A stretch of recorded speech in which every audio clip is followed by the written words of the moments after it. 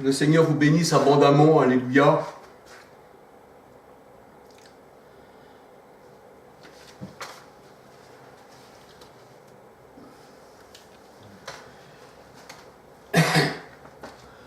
Nous savons que l'Ancien Testament est la représentation du Nouveau Testament. Même le Seigneur Jésus-Christ, dans sa parole, il disait que les prophètes avaient écrit de lui. Il dit, vous sondez les Écritures pour savoir les choses de Dieu,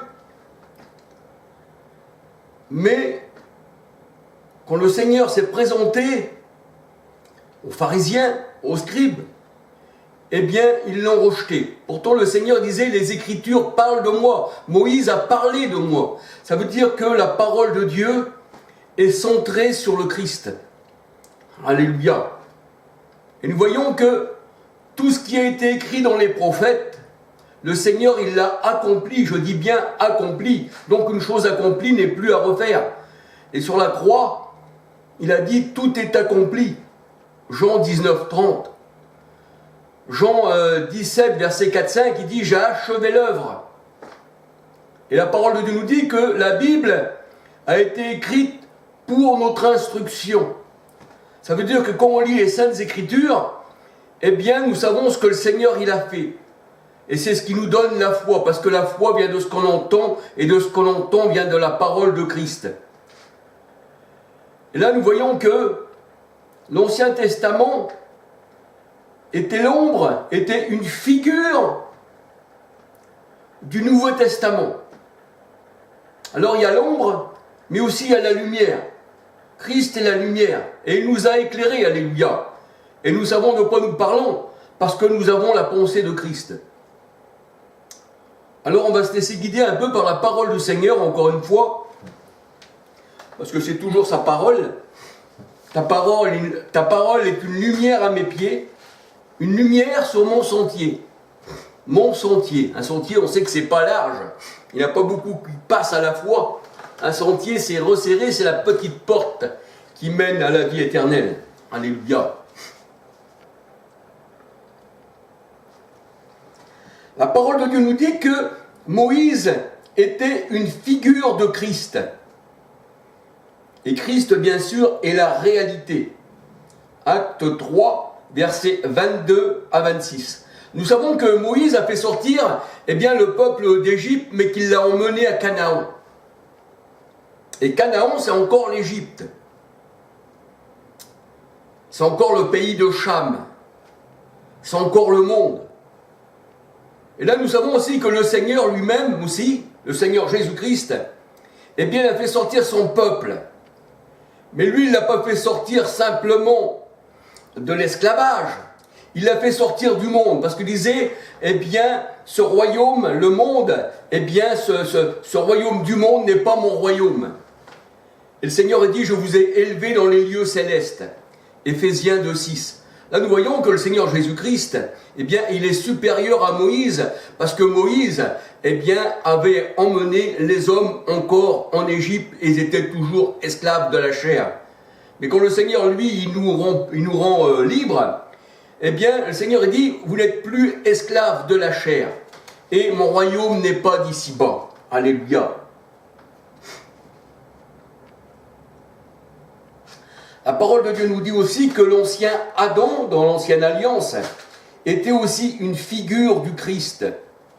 Romains 5, verset 14. Et le Christ, alléluia, il est le nouvel Adam, celui qui n'a pas péché, celui qui n'a pas fait, des choses contre le Seigneur. Il est l'agneau sans défaut, alléluia. 1 Corinthiens 15, verset 45.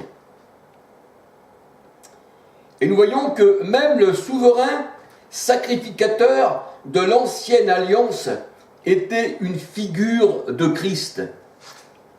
Lévitique 21, versets 4 à 14.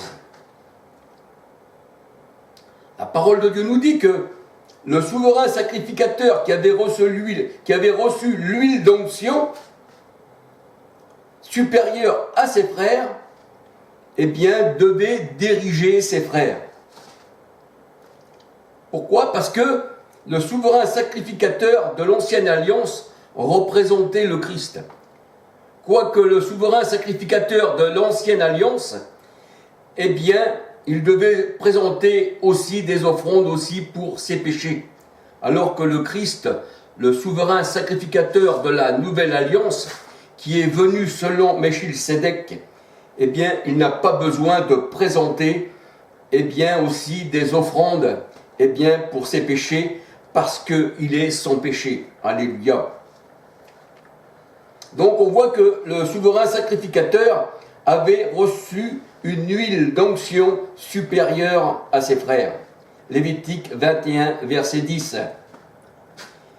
Et dans la Nouvelle Alliance, nous voyons que notre souverain sacrificateur Jésus-Christ, lui, il demeure permanent parce qu'il ne meurt pas, il n'est pas un homme, et il demeure à toujours, la parole de Dieu nous dit, il est aujourd'hui, hier et éternellement. Il est apparu à la manière de Melchisédek. Alléluia. Hébreux 7, 24. Il est apparu à la manière de Melchisédek et non selon l'ordre d'Aaron. Hébreux 6, 20. Hébreux 7, versets 1 à 28. Alors nous voyons que dans l'Ancien Testament, le souverain sacrificateur recevait une huile d'onction supérieure à ses frères.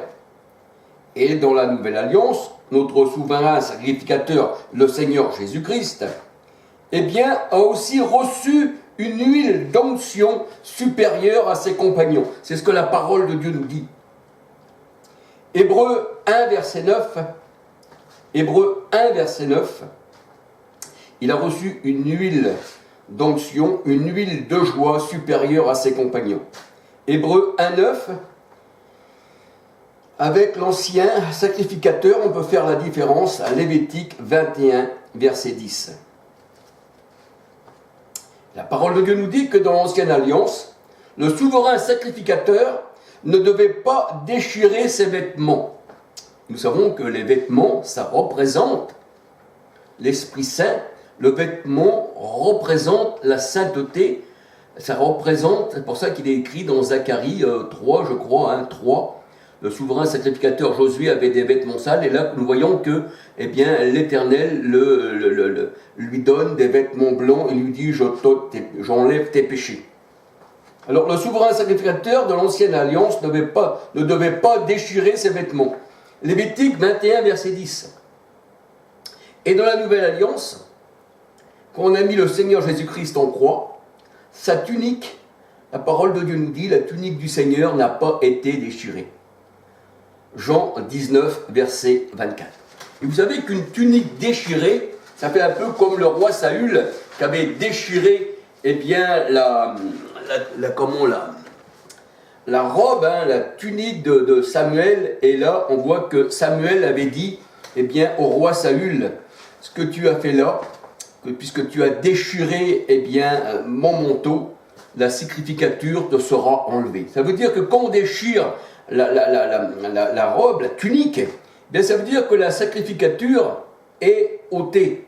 Mais là, le Seigneur, eh bien, sa sacrificature, elle est pour toujours. Il est sacrificateur à jamais. Alléluia, nous dit le Seigneur Jésus-Christ, il est notre souverain sacrificateur à toujours.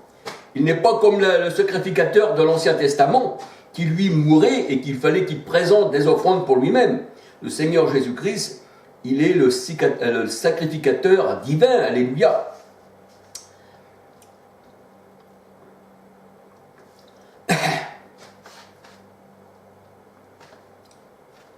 La parole de Dieu nous dit que le souverain sacrificateur avait la supériorité sur ses frères par l'huile d'onction. Lévitique 21, verset 10.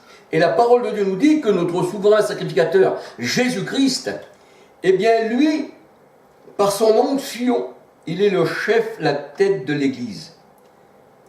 1 Corinthiens 11, verset 3. Éphésiens 1, verset 21. Éphésiens 4, verset 15 Et la parole de Dieu nous dit, il est le premier en tout. Colossiens 1, 18. Donc nous voyons que la Trinité, là, elle fait du Seigneur, Père, Fils, Saint-Esprit, Père, Fils, la deuxième personne d'une Trinité, alors que la parole de Dieu nous dit que le Seigneur Jésus-Christ, il est le premier en tout. Colossiens 1, 18. Il n'est pas une deuxième personne d'une Trinité romaine. Il est le premier en tout, il est l'alpha et l'oméga, le premier et le dernier. Ça veut dire qu'il se trouve au commencement et à la fin de toutes choses. Alors le souverain sacrificateur de l'ancienne alliance, présentait le pain de son Dieu.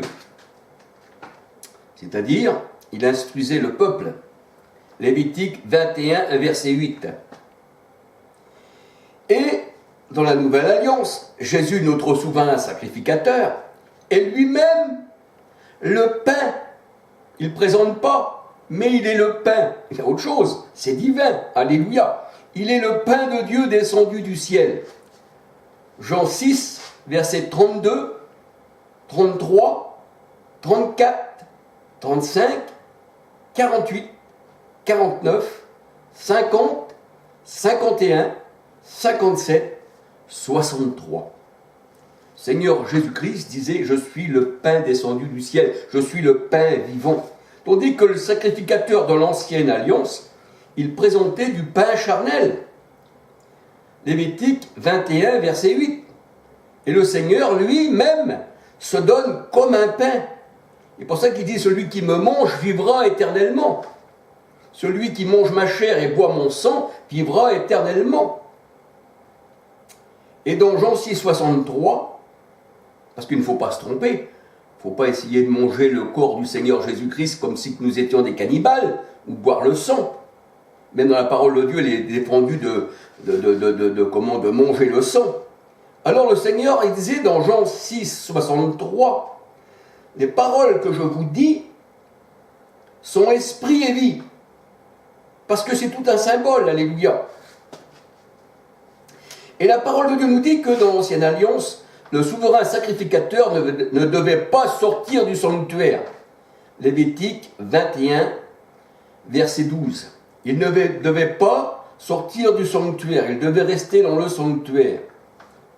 Et dans le Nouveau Testament, la parole de Dieu nous dit que le corps de notre Seigneur Jésus-Christ est le sanctuaire de l'Éternel. Alléluia. Jean 2, verset 19, Jean 2, verset 19, 20, 21. C'est pour ça que la parole de Dieu nous dit que l'Éternel est dans son saint temple, et l'Éternel entrera dans son saint temple.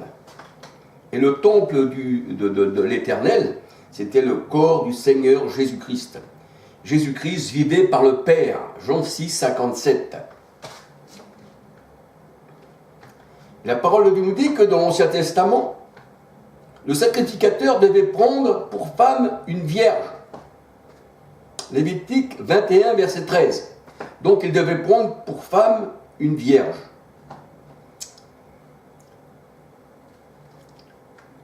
Et dans la Nouvelle Alliance, notre grand sacrificateur, Jésus-Christ, eh bien, a pris pour femme une vierge, qui est l'Église. Une vierge qui est l'Église, qui est sans tache ni ride. Sans tache, ça veut dire qu'elle n'est pas, comment on va dire, elle est pure, quoi, elle est pure, parce que le Seigneur il nous a rendus purs. Et ça veut dire par là, ni ride, ça veut dire qu'elle ne vieillit pas. Elle est sans tache ni ride. Alors, 2 Corinthiens 11, 2 et Éphésiens 5, verset 27.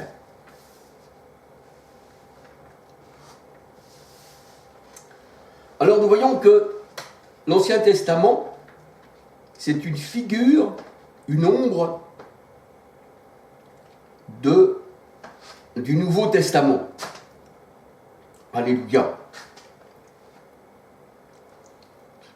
La parole de Dieu nous dit que la femme a péché la première. La femme a péché la première. Mais quelle est donc cette femme? La femme a péché la première. Et nous savons que l'Église est comparée à une femme, et que Israël aussi est comparé à une femme.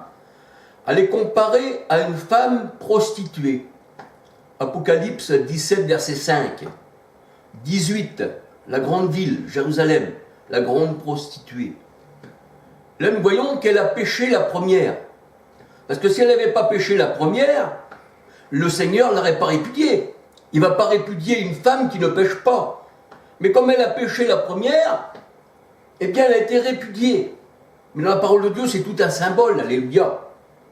Elle a péché la première. Mais la femme a péché la première, c'est un fait. Nous voyons ça dans Genèse.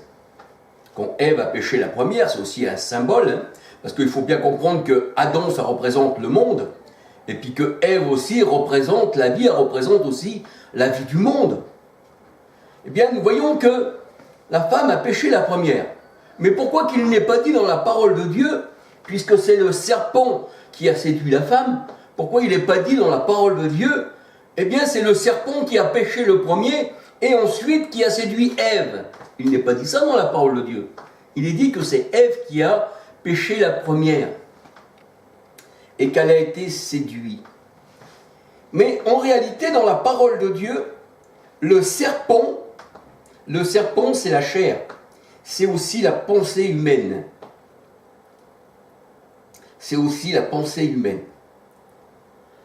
Genèse 3, versets 1, 2, 4, 13, 14, 15. Genèse 3, versets 1, 2, 4, 13, 14, 15. Donc, nous voyons que le Seigneur là ne parle pas du serpent, mais il parle de la femme. Elle a péché la première. Et dans 2 Corinthiens, 11, 2, il nous est dit que les pensées de Ève ont été corrompues. 2 Corinthiens 11, verset 2. 2 Corinthiens 11, 2, 3, on va dire. 2 Corinthiens 11, 2, 3. Et nous voyons aussi que la parole de Dieu nous dit que les pensées de l'homme ne sont pas les pensées de Dieu.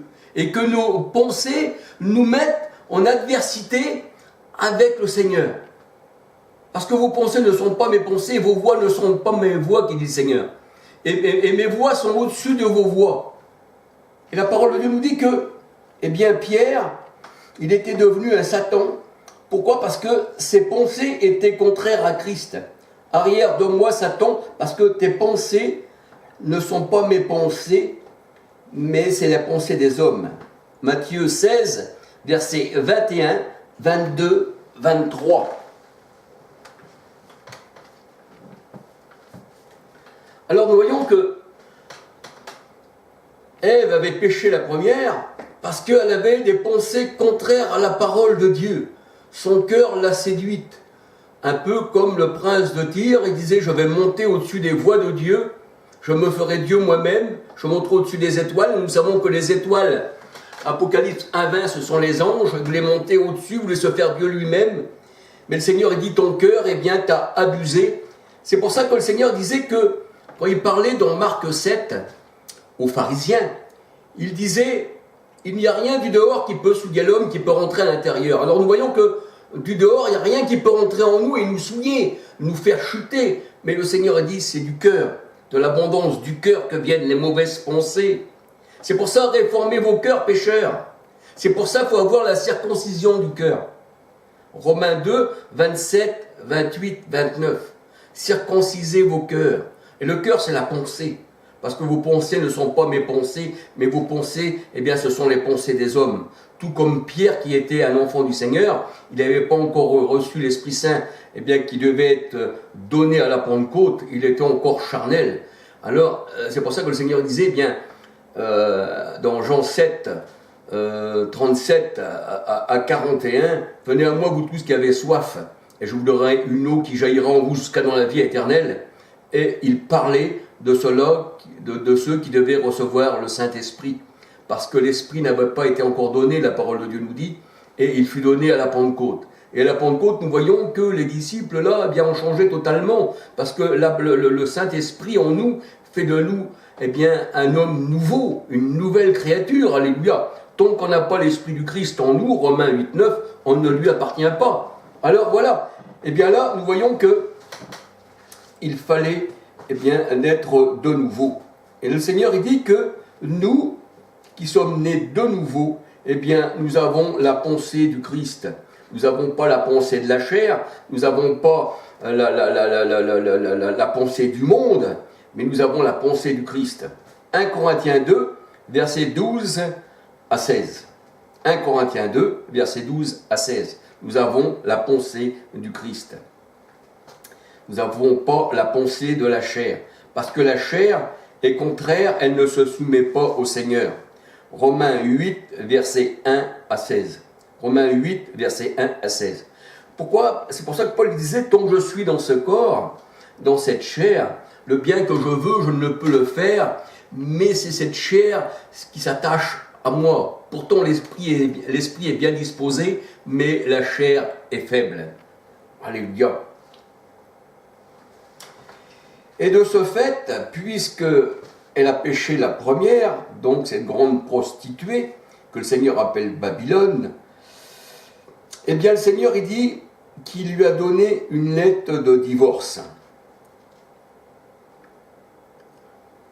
Jérémie 3, versets 6 à 10. Jérémie 3, versets 6 à 10. Alors, Jérusalem terrestre était la figure de la Jérusalem céleste.